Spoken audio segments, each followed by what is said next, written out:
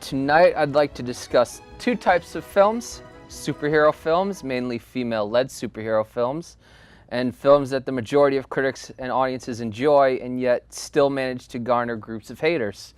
And it just so happens that last year's Wonder Woman falls into both of those categories. Wonder Woman, released last year on June 2nd by Warner Brothers, is the fourth film in the DC Extended Universe franchise, which is the Warner Brothers answer to the Marvel franchise. It was directed by Patty Jenkins. Alan Heinberg wrote the screenplay from a story penned by him, Jason, I'm not even going to attempt to pronounce that last name, and Zack Snyder, and stars Gal Gadot as Wonder Woman, Chris Pine as Steve Trevor, Connie Nielsen as Queen Hippolyta, Robin Wright as Antiope, and Danny Huston as General Ludendorff. For those that don't know, Wonder Woman is a character from DC Comics. The circumstances of her creation are interesting, to say the least. William Moulton Marston was an American psychologist with a pretty impressive resume. He invented the lie detector test, he was an accomplished writer, and he created Wonder Woman. His home life is where it gets really interesting, though. While he was a feminist, he was also polyamorous. He lived with his wife and another romantic partner. Both women were apparently cool with it, though, and it is said both of them provided inspiration for Wonder Woman. Also, Marston was into some taboo things. For lack of a better word, female domination and bondage. Suddenly that lasso of truth looks a little bit different. Anywho, in 1941 he got the opportunity to create a character for DC, and Wonder Woman was born, and has been a part of the Justice League ever since, or the Justice Society as it was known back then. Of course, Wonder Woman wouldn't just live in comics. She was a part of the classic Super Friends animated series in the 70s and a major player in the Justice League animated series in the early 2000s. There was a TV movie in 1974 starring Kathy Lee Crosby, and then a year later the popular television series starring Linda Carter premiered. In 2010 there was an attempt at a new TV show from NBC starring Adrian Palicki. Unfortunately, the pilot did not test well and the series was not picked up, and she appeared across many other DC platforms, from video games to direct-to-video releases and other animated series. That's been her life on the small screen, but what about the big screen? Reports of a Wonder Woman film go back to 1996, with many notable filmmakers either attached to the project or being courted for the project only to decline, including Ivan Reitman, the director of the original Ghostbusters, Angelina Jolie, Catherine Bigelow, Michelle McLaren, and Joss Whedon, director of The Avengers. The film that came to be was announced in 2010, and Patty Jenkins signed on to direct that same year. This would be her first film since 2003's Monster, since she transitioned into directing television so she could spend more time with her children. It's worth noting that the budget for Monster was only $8 million, while the budget for Wonder Woman was close to $150 million, and is the first female-led directed film to have a budget over $100 million. It's an understatement to say several actresses were considered to play the titular heroine over the years.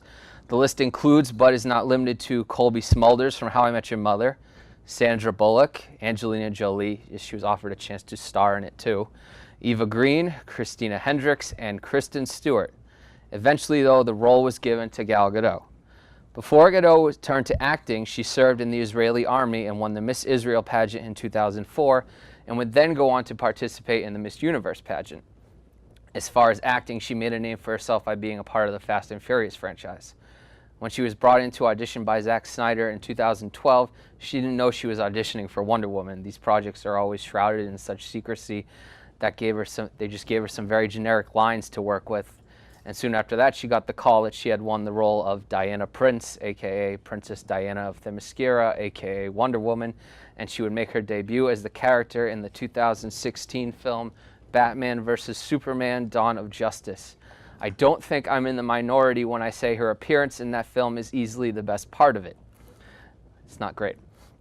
Gadot's casting was met with some criticism from fans, but honestly, what actor that's cast as a major superhero doesn't? Just ask Ben Affleck, Jason Momoa, Robert Downey Jr., Mark Ruffalo, Chris Evans, Chris Pratt, you get the idea. Thus, once again, the critics were proved wrong, and Gal Gadot has become synonymous with the character of Wonder Woman in the same way Robert Downey Jr. has been with Tony Stark, aka Iron Man. Filming began in late 2015 with around 38 locations across Italy, France, and the United Kingdom. They were still filming in mid-2016 when Batman vs. Superman was released, which was probably a little nerve-wracking because you're building an audience expectations for a film that isn't even done shooting yet. So if audiences didn't like Gadot's debut in Batman vs. Superman, what could they do? They were already in too deep. Ironically, it's so hard to pronounce her name. Gal Gadot's debut was probably the only thing audiences liked in Batman vs. Superman. Here are just a couple of fun production facts for you. The look of the film was based off the work of painter John Singer Sargent, so there would be a lot of rich blacks in the background and color would be used sparingly, but when it would be used, it would be bright and vibrant and attract your eye, and the majority of the lighting would fall on the actors' faces. That style probably comes out the most when you have Diana in her colorful armor amidst a dull gray battlefield. The Amalfi Coast served as the location for the Amazonian island of Themyscira. The battle on the beach scene was shot over 2 weeks and structured around Diana's point of view. It is her first time she actually sees her people in battle, and it is her first exposure to the brutality of mankind. The many women who played the Amazonians in the film trained for months, and among them were a professional boxer, an Olympic athlete, multiple pro martial artists, and one Dutch supermodel. The film From Here to Eternity influenced the scene where Diana first meets Steve Trevor after rescuing him from drowning. Their discussion on the boat about the pleasures of the flesh was improvised, miraculously. The photograph that Diana, Steve, and their squad take after the No Man's Land battle was filmed with an old school camera just like it would have been back then, and that was the first thing they shot during filming because it's sort of the connective tissue between this film and Batman vs. Superman. The village they fight in was not a real town. It was a full set built from scratch, only exteriors, but regardless, quite an undertaking. The iconic No Man's Land scene was almost not included in the film, which is insane when you consider how important it is to the final product. And finally, as if Gal Gadot wasn't already enough of a real-life Wonder Woman, she was 5 months pregnant during reshoots. Many of these reshoots required her to be in the iconic costume performing stunts. So what the crew did was they put a portable green screen on her belly so they could key out her baby bump in post. Female representation in superhero films had been pretty low up until the past few years. Wonder Woman is as popular as Batman vs. Superman, yet they've had far more film adaptations than she has. Scarlett Johansson's Black Widow was the only female member of the Avengers until 2015, and while there have been plenty more female characters added to the Marvel Cinematic Universe, Elizabeth Olsen's Scarlet Witch is the only addition to that core group. It won't be until next March with Brie Larson's Captain Marvel will we have a full-fledged female-led superhero film for that franchise, and I think just yesterday the Black Widow film finally got a director, so that's finally happening. And this is not including Ant-Man and the Wasp, which is in theaters now, where Evangeline Lilly's character got bumped up to share top billing with Paul Rudd's character for the sequel. Before Wonder Woman, female-led superhero films haven't had much luck. Long before the CW, there was in fact a Supergirl film in 1984 starring Helen Slater and Faye Dunaway. It did not turn out so good. Halle Berry's Catwoman in 2004 and Jennifer Garner's Elektra in 2005 were both failures with the critics and the box office. In short, a film like Wonder Woman was overdue. It was released June 2nd last year, 75 years after Wonder Woman made her first appearance in comics, and was an instant success. Sitting comfortably at 92% on Rotten Tomatoes, it made over $800 million at the box office worldwide. It smashed several box office records, including the highest U.S. opening for a female-directed movie and the second highest for a superhero origin film, surpassed only by Black Panther earlier this year. It very easily became the most commercially and critically successful film in the DC universe, but I know that's not saying much. It was the highest grossing film of last summer and the third highest grossing film of last year. While there was a major Oscar campaign for Wonder Woman, it was sadly shut out not just at the Academy Awards, but other major award ceremonies. Don't feel too bad though. It was named one of the top 10 films of last year by the American Film Institute, was named Best Action Movie at the Critics' Choice Awards, and Gal Gadot was the second recipient of the #SeeHer Award. The Producers Guild of America nominated the film for Best Picture. Gadot won the Saturn Award for Best Actress, and she and Jenkins won the Spotlight Award for the National Board of Review.